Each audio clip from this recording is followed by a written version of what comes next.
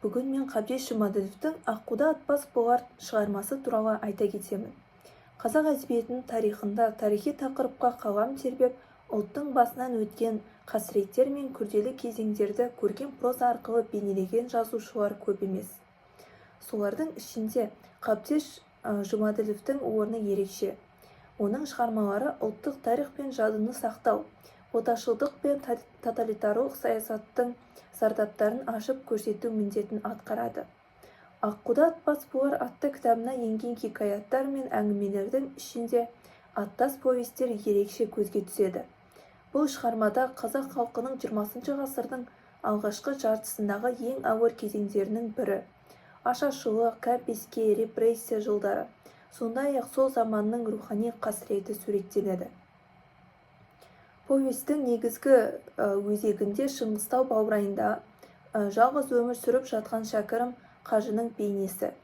Автор шәкәрім күнделікті тұрмысын, саятшылыққа байланысты әрекеттерін, қыран құспен сырласуын, жалғыздықтағы ой толғысын суреттей отырып, сол дәуірдегі саяси әлеуметтің ахуалды, қазақ қоғамының күйреуін, рухани дүниесінің жаралануын кең көлемде көрсетеді.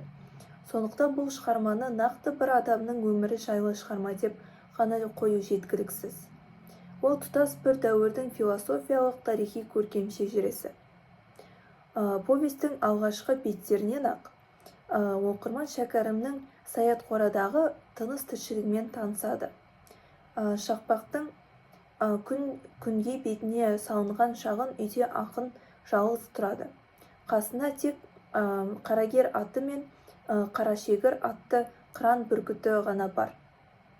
Осы екі жануар оның серігі, сырласы, тірі адамнан гөрі жақынырақ бейнелер. Бұлай қарағанда, бұл жай ғана саятшы қарттың тыныш өмірі сияқты көрінеді.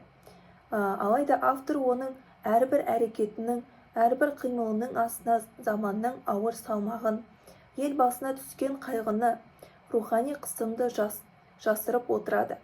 Шәкәрім таңертең тұрғанда алдымен атқораға барып, қарагерге, одан кейін тұғырдағы қарашегірге назар аударады. Қармен суарып, жемдеп, олардың жағдайын жасайды. Осы қарапайым көріністердің өзінен оның жалғыздығы мен ішкі тәртіпке, тазалыққа, жинақылыққа деген ерекше талабы байқалады. Шығармада суреттелетін тарихи кезең кеңестік биліктің күшейіп, қазақ даласында зорлықпен ұжымдастыру, мал-мүлікті кәмпескелеу, дін иелері мен бай болыстарды, ұлт зиялыларын жаппай қуғындау кезеңі. Автор бұл кезеңді тікелей 1932 жыл немесе Голощекин заманы деп атап қана қоймай, ауылдың қаңырап бос қалғанын, бұрынғы қалың малдың жоқ болып кеткенін, елдің аштықтан қырылғанын суреттеу арқылы көрсетеді. Шыңғыстаудың жоталарына шыққан шәкәрім айналаға көз салғанда бұрын қой мен жылқыға толы болған жайлаулардың қазір мүлде иесіз қалғанын байқайды. Жазушы тігерге тұяқ қалмады деген тіркестер арқылы малдан айырылған қазақтың әрі аштыққа, әрі рухани күйзеліске ұшырағанын аңғартады. Мал қырылуы, әсіресе жылқыны әдейі қырып, оққа ұстау оқиғасы ерекше ауыр суреттеледі. Жоғарыдан келген бұйрық бойынша жылқыны бір сайға иіріп, пулеметпен атып, өлексені керосинмен өртеп жіберу туралы уақиға баяндалады. Бұл эпизод бүтін бір халықтың ер қанаты жылқыдан айырылуын ғана емес, еркіндіктен, қозғалғыштықтан, көшпелі болмыстан айырылуын көрсететін символдық көрініс. Сонымен бірге повестке кәмпеске мен ашаршылық салдарынан халық санының күрт азайғаны туралы да мәлімет беріледі. Шыңғыстау ауданында кәмпеске дейін 32 мың адам тұрғаны, ал репрессия мен ашаршылықтан кейін 4 мыңдай ғана адам қалғаны айтылған. Бұл цифрлардың артында қаншама жанұяның, қаншама тағдырдың трагедиясы жатқанын оқырман өзіне өзі елестете алады. Осылайша автор оқиғаны тек жеке адам тұрғысынан ғана емес, жалпы ұлттық деңгейде көрсетеді.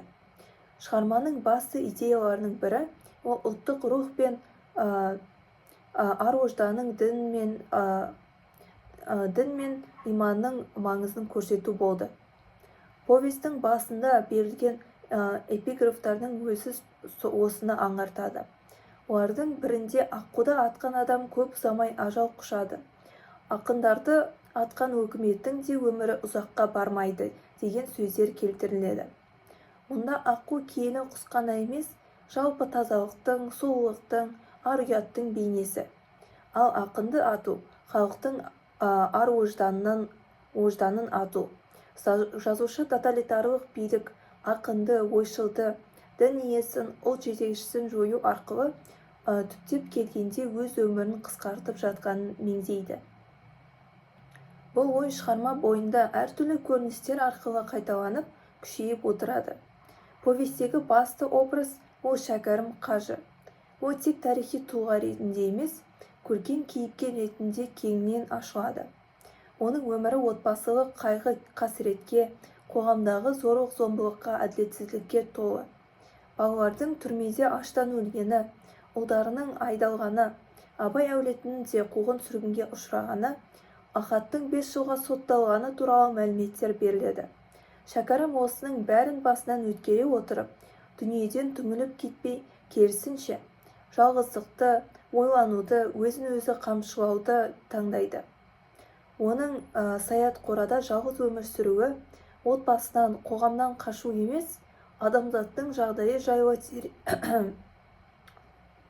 терең ойларға кетуі, ар-ождан сотын ішінде жүргізуі.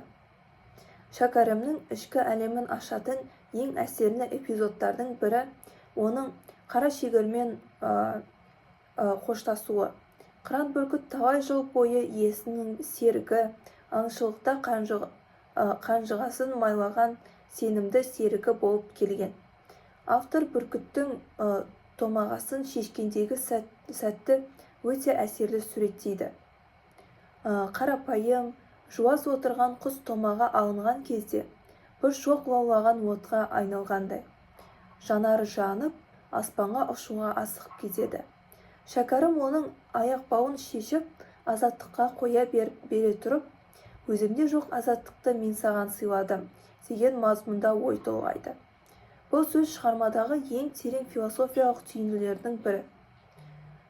Кейіпкер өзін қоғам тарапынан қыспаққа алынған, рухани тұрғыдан тұсаулы адам ретінде сезінеді. Ол өз қолындағы құсты босату арқылы аз да болса бір жан иесіне еркіндік бере алады. Бұл әрекет әрі қимастық, әрі ар-ождан алдында шешім, әрі өз дәуірімен қоштасу. Шығармадағы тағы бір маңызды линия Шәкәрімнің ел ішіндегі жағдайға берген қоғамдық саяси бағасы. Ол Голощекиннің саясатын, қазақтың өзін-өзі қорғай алмауын, берекесіздігін, алауыздығын, әркімнің өз басының қамын ойлап кеткенін қатаң сынға алады. Оның ойынша қазақ ұлты әлі ұлт ретінде толық ұйып, халық болып қалыптаса қоймаған. Сондықтан сырттан келген бір ғана Голощекин сияқты адамның ақ бүкіл елді ашаршылыққа ұшыратуға шамасы жеткен. Бұл ой повестке ашық айтылады. Жазушы Шәкәрімнің аузымен алаш азаматтары кеткен соң, қазақ жас баладай қорғансыз күйге түсті деген мағынада түйін жасайды. Осы арқылы автор тарихи кезеңдегі интеллигенцияның, алаш жетекшілерінің рөлін, олардың құрбан болуының орны толмас өкініш екенін көрсетеді. Повестегі образдар жүйесінде Шәкәрімнің қасында жүрген қарапайым адамдар да маңызды орын алады. Соның бірі оның бұрынғы бақыршысы Әупіш. Бұл кейіпкер автордың адамгершілік туралы көзқарасын ашуға көмектеседі. Әупіш бала күннен қажының үйінде жүрген, кейін үйлендіріп, қолына мал салып берген адал қызметшісі. Кеңестік белсенділер жалдама еңбек деген желеумен Әупішті қуып, жоқшылықты қанаған бай деп Шәкәрімнің өзін айыптайды. Шындығында Алпыштың өзі қажының еңбегін қанап жатқанын көрінеді. Аңды да, құсты да ататын шәкәрім, сорпа мен қуырдақты істейтін Алпыш. Осы диалог арқылы жазушы жаңа жүйенің қисынсыз логикасын әжуалайды.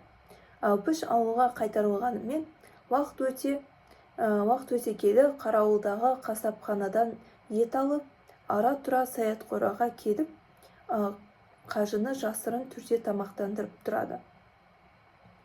Бұл кеңестік заңның қаталдығына қарамастан, халықтың бір-біріне деген шынайы қамқорлығын, адалдықты сақтап қалғанын көрсететін эпизод.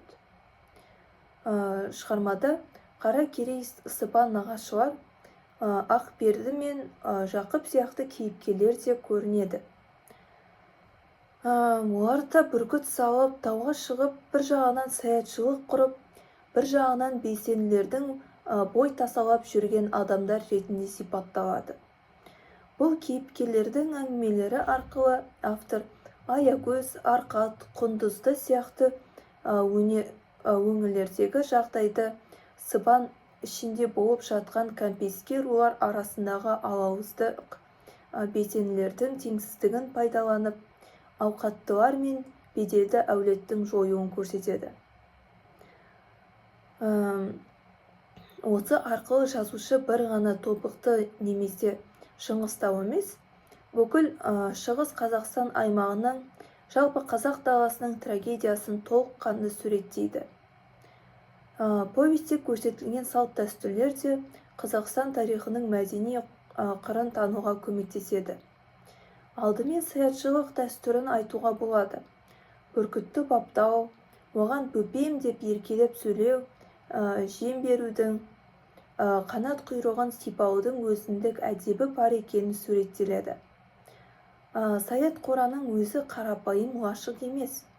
Ішіне кілем, текемет, домбыра, қобыз, сыбызғы, қосауыз мылтық, дәндәкуі бар күміс, шытыралы кісе сияқты заттар ілінген.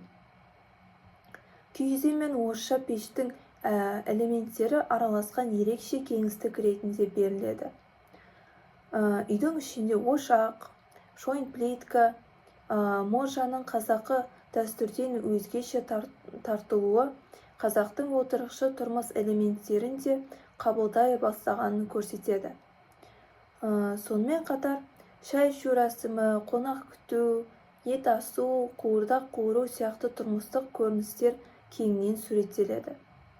Автор салт дәстүрді жалаң түрде тізбелемей, олардың кейіпкерлік мінезін ашатын, оқиғаны дамытатын көркем деталь ретінде пайдаланады. Мәселен, Алпышты өз малы емес, кәмпескеленген Құнанбай әулетінің қойнан қасапхана арқылы ет алып келуі заманның ащы сатирасы. Бұл жердегі ет жай ғана тағам емес, құндылықтардың иелік ұғымының төңкерілгенін білдіретін символ. Шығармада көтерілген негізді мәселелердің бірі ұлттың ішкі алауыздығы. Автор шәкәрімнің аузымен тобықтының ішінде бөкенші мен борсаң, ырғызбай мен жігітек болып бөлінуді, бірінің үстінен бірі арыз жазып, байлар мен болыстардан, қажылардан өш алуды сынға алады. Абайдың баласы Тұрағұл мен Мағауияның баласы Жағыпардың кәмпескіге ілініп, айдалуына да өз ағайындарының қысасқа толы арыздары себеп болғанын айтылады.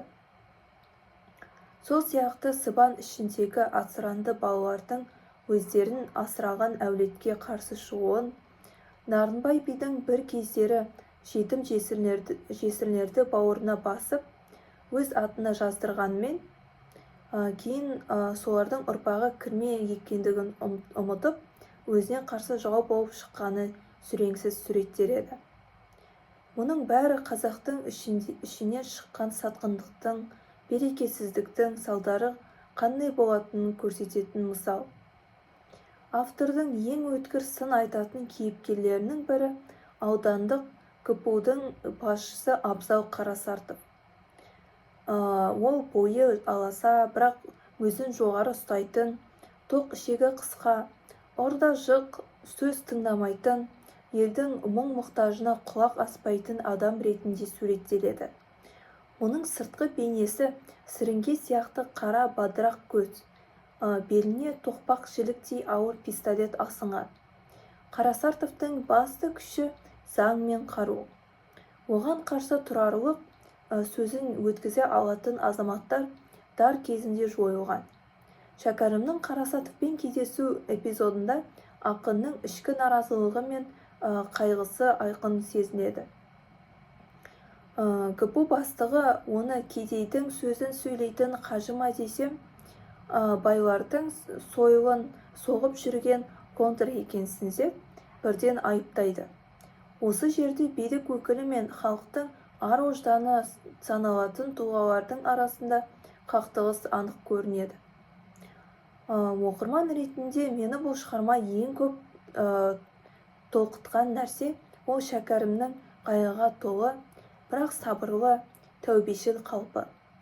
Оның басындағы жеке қасіреттер балалардың туыстарының өлімі, әулеттің күйреуі, трагедиялық тек бір бөлігі ғана. Ол айналасындағы мыңдаған адамдардың аштан қырылғанын, елдің босып кеткенін, қазақ даласының иесіз қалғанын көріп, бұны бүкіл халықтық зауал ретінде қабылдайды. Бұл қазақтың берекесіздігі үшін Алланың жіберген зауалы деген ойға келу де бекер емес. Бұл жерде автор да, кейіпкер де болған оқиғаны тек саяси қателік немесе бір адамның кінәсі ретінде ғана емес, терең моральдық, рухани тұрғыдан бағалайды. Оқырман ретінде мен бұл шығармада ең көп толқытқан нәрсе Шәкәрімнің қайғыға толы, бірақ соған қарамастан сабырлы, тәубешіл қалпы. Оның өміріне сырттай қарасаң, бір адамның маңдайына бұлайша көп қасіреттің қатар жазуы мүлде әділетсіз сияқты көрінеді. Балаларының, туыстарының өлімі, әулеттің күйреуі, сүйікті жары мен ұлдарының абақтыда аштан өлуі. Мұның бәрі жеке адамның көтере алмайтындай жүгіне ұқсайды. Дегенмен повестегі Шәкәрім бұл оқиғаларды тек өзінің басына ғана түскен жеке трагедия емес, заманның, бүкіл халықтың басына келген апаттың бір бөлшегі ретінде қабылдайды. Ол өзінің басынан өткен қайғыны да ұлт басынан түскен үлкен зауалдың ішіндегі бір тамшыдай ғана деп түсінуге тырысады. Сондықтан да ол неге менімен осылай болды деп тағдырға өкпелеп, айналасына ашу шашпайды. Қайта керісінше, бәріне сабырмен, іштей мойынсынумен, бірақ сонымен бірге үлкен ойшылдықпен, аналитикалық көзқараспен қарайды. Оның басындағы жеке қасіреттер балаларының, туыстарының, абай әулетінің ұрпақтарының қуғынға ұшырауы, шаңырақтың іштен іріп, бірінен соң бірі отының өшуі, трагедияның тек бір қабаты ғана.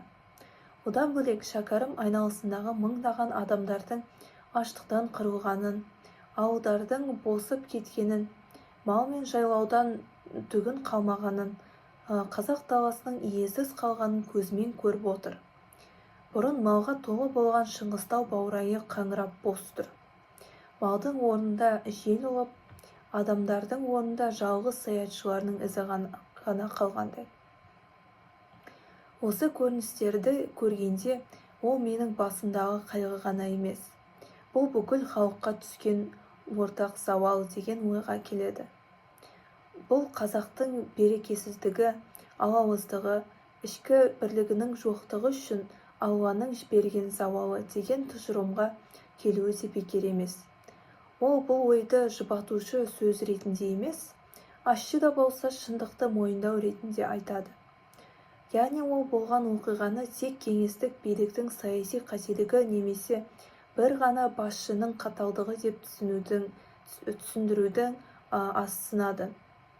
Одан да тереңде ұлттың ішкі рухани деңгейінде жатқан себептерді іздейді. Осы жерде автор да, кейіпкер де болған оқиғаны қарапайым тарихи факт немесе белгілі бір кезеңнің қатал саясаты түрінде ғана қарастырмайды. Олар оны терең моральдық, рухани тұрғыдан бағалайды. Шәкәрімнің ойынша, егер қазақ ұлты дер кезінде бірлікке келіп, білімге, өнерге, өркениетке ұмтылып, өз мемлекеттігін қорғауға дайын болғанда, сырттан келген сұрқия саясаттың да қатері аздау болар еді. Ал алауыздық, рушылдық, күншілдік, мансапқорлық сияқты қасиеттердің кең етек алуы сырттан келген апатқа есік ашып қойғандай әсер қалдырады. Сондықтан Шәкәрім қасіретті тек басқадан күтіп отырмайды. Құдайсыздар билігі немен қызыл комиссарлардың қатыгездігін ғана кінәламайды. Өзіміздің де кінәміз аз емес деген ойға келеді. Бұл өте ауыр, бірақ адал мойындау. Шығарманы оқи отырып, мен Қазақстан тарихынан оқулықтар ғана білетін көптеген деректердің тірі көрінісін, шынайы суретін көргендей болдым. Оған дейін ашаршылық болды, кәмпеске жүргізілді, алаш зиялылары қуғынға ұшырады деген сөздерді көбіне құрғақ тарихи факт ретінде қабылдасам, повесть арқылы сол сөздердің артындағы адам тағдыры, көз жасы, аштықтан әлсіреп, жан тапсырып жатқан балалар мен қарттар, басып кеткен ауылдар, иесіз қалған қыстаулар жанды картинаға айналды. Ашаршылық, кәмпеске, жылқының қырылуы, немесе пулеметпен атылуы, алаш зиялыларының қуғындауы, бәрі енді мен үшін 1930 жылдардағы оқиға деген жалпылама ұғым емес, нақты адамдардың басынан өткен трагедияға айналды. Жазушының суреттеу тәсілі соншалық, кейде өзімді сол саятқораның ішінде отырғандай, не болмаса қарауылдың шетінде аштықтан әлсіреген адамдардың жанында жүргендей сезіндім. Бұған дейін Шәкәрім туралы айтылған қысқаша тарихи мәліметтерді ғана білетінмін. Мектепте немесе басқа дерек көздерде біз көбіне Абайдың шәкірті, философ ақын, репрессия құрбаны деген бірнеше жолдық сипаттамамен шектелеміз. Ал бұл повесть арқылы мен оның жалғыздықтағы өмірін, саятқорадағы күнделікті тіршілігін, саятшылыққа құмарлығын, қарагер аты мен қарашегір құсына деген ерекше мейірімін, табиғатпен сырласуын, рухани дүниесін, ішкі толғаныстарын әлде қайда нақты әрі жанды түрде елестете алдым. Шығармадағы әрбір деталь оның таңертең тұрып, қол-аяғын созып, жаттығу жасауы, үй ішін тазалап, ыдыс-аяқ пен бұйымдарды сүртіп шығуы, ошаққа от жағып, шай қоюы, қыранға жем беруі, бәрі оның мінезін, ұқыптылығын, ішкі мәдениетін, өмірге деген көзқарасын ашатын штрихтар. Сонымен қатар, бұл шығарма мені Қабдеш Жұмаділовтің жазушылық шеберлігімен бұрынғыдан да жақын таныстырды. Оның тіліндегі бай бейнелеу құралдары, табиғатты суреттеуі, диалог құруы адамдардың ішкі әлемін беру тәсілі ерекше әсер қалдырады. Табиғат суреттері жай ғана фон емес, кейіпкердің көңіл күйімен, ішкі жан дүниесімен тығыз байланысты. Мысалы, бос қалған жайлаулар, иесіз қалған қыстаулар, жылқының қырылғаны, сыртқы ортадағы өзгеріс қана емес, қазақ қоғамының ішкі рухани босап қалуының, ұлттың тірегінің құлауын білдіреді. Шәкәрімнің көзімен көргенде, таудың биігінен қараған Шыңғыстау жай ғана географиялық кеңістік емес. Бір кезде күллі қазақ рухының, Абай мектебінің, Құнанбай әулетінің, алаш азаматтарының ізі қалған қасиетті аймақ ретінде қабылданады. Енді сол өңірді қаңырап бос тұруы оқырманға да үлкен қасірет сияқты әсер етеді. Жазушы диалогтарды да өте шебер қолданады. Әупіштен Ақберді мен Жақыппен, Қарасартовпен болған әңгімелердің әрқайсысы оқырманға жаңа ақпарат беріп қана қоймайды. Сонымен қатар, әр кейіпкердің мінезін, дүниетанымын, өмірге көзқарасын ашып береді. Әупіштің аңғал бірақ адал сөздері арқылы бір қарапайым халықтың әділет сезімін, кеңестік идеологияны түсінбей, қабылдай алмаған күйін көреміз. Нағашы ағайындардың әңгімесі арқылы руаралық, аймақтық деңгейдегі шиеленістер мен белсенділердің арандатушылық әрекеттерін танимыз. Ал Қарасартовпен диалог билік пен ар-ожданның, күш пен шындықтың қарама-қарсы келуі. Осы диалогтар арқылы баяндалатын тарихи философиялық ойлар оқырманды да ойлануға итермелейді. Жалпы, Аққуда атпас болар повесін оқығаннан кейін менің Қазақстан тарихына деген көзқарасым, әсіресе 20 ғасырдың алғашқы жартысындағы кезеңге деген түсінігім тереңдей түсті. Бұл кезеңді енді жай ғана қиын заман деп емес, қайталанбас трагедия ретінде, мыңдаған адамдардың тұтас әулеттердің, жоғары мәдениеті бар зиялылардың жойылған уақыты ретінде қабылдай бастадым. Тарихи оқиғаларды көркем әдебиет осылай тірілтіп көрсеткен кезде біз өткенге немқұрайлы қарай алмаймыз. Бұл шығарма мен үшін тек белгілі бір пән бойынша оқылған кітап емес. Өз халқымның өткен жүрегіме жақындатып, жан дүниемде ауыр із қалдырған туынды болды. Осылай әсерлердің арқасында мен Қабдеш Жұмаділовтің шығармашылығына да басқаша қарадым. Бұрын оны тек тарихи роман жазушы ретінде ғана қабылдасам, енді оның әрбір сөзі, әрбір образы артында үлкен жауапкершілік тұрғанын, тарих пен әдебиетті, дерек пен қиялды, философия мен психологияны үйлестіре білетін сирек қаламгер екенін түсіндім. Оның стилі бір жағынан өте шынайы, деректік жағынан нақты, екінші жағынан поэтикалық, бейнелі, оқырманды бірден өзімен бірге жетелеп әкеледі. Осы повесть арқылы мен тек шәкәрім тұлғасын ғана емес, Қабдеш Жұмаділовтің де әдеби әлемін тереңірек таныдым. Аққуда атпас болар повесін достарыма, курстастарыма ұсынар едім. Себебі бұл шығарма қазақ тарихын, әсіресе 20 ғасырдың қасіретті кезеңін түсінуге көмектесті. Оқырман тек тарихи ақпарат алып қана қоймайды. Сонымен бірге сол заманда өмір сүрген адамдардың ішкі жан дүниесін сезінеді. Бұл повесть ар-ұят, иман, ұлттық намыс, еркіндік сияқты мәңгілік құндылықтар туралы ойлануға мәжбүр етеді.